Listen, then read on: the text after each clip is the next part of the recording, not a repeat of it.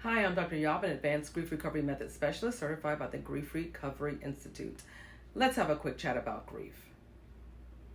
In today's episode of Takeaways About Grief, we will chat about unhelpful intellectual statements.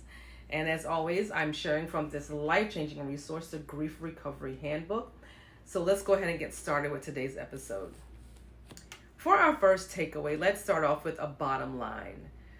Bottom line, universally, most people are not properly equipped to offer emotional comfort to someone who is grieving. Just think back for a moment to when someone close to you suffered a loss, right? What were some of the things you said to them? Well, I'll share with you some things that were said to me when I lost my firstborn, William Brandon, at birth. And you can read in more detail about my story in my book, Surviving the Death of an Angel, that you can find on Amazon. I was told things like, oh, you're young, you can have another baby. God doesn't make mistakes. And when I had a miscarriage before William, I was told it's just your body's way of preparing itself for your next pregnancy.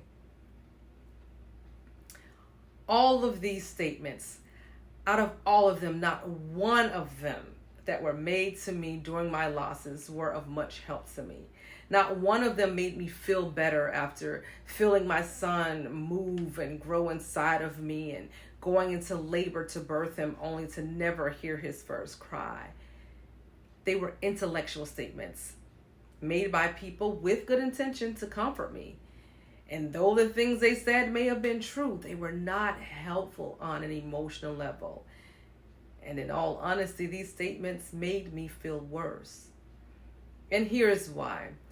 Takeaway number 2, grief, the response or reaction to loss, is emotional, not intellectual.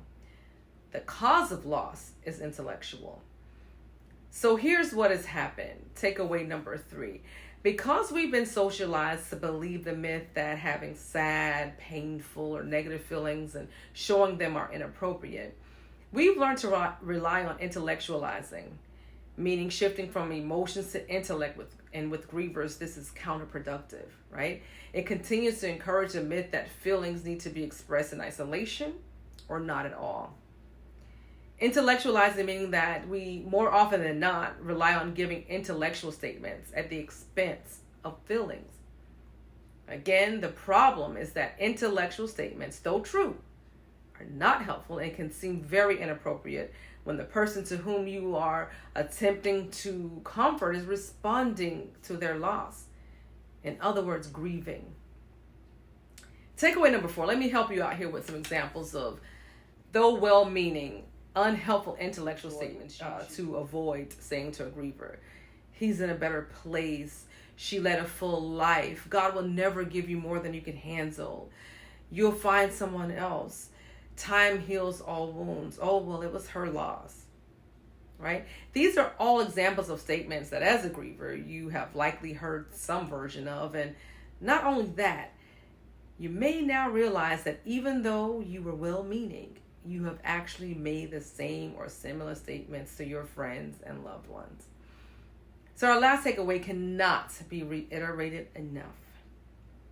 Intellectual statements may be true, but they do not deal with the feelings and the emotional response caused by loss. If you're ready to learn how to sever your relationship to the pain, to the sadness, your relationship to the resentment and anger and fear caused by your loss, text me at 813-324-4474 for more information or to register for one-on-one online grief recovery method sessions.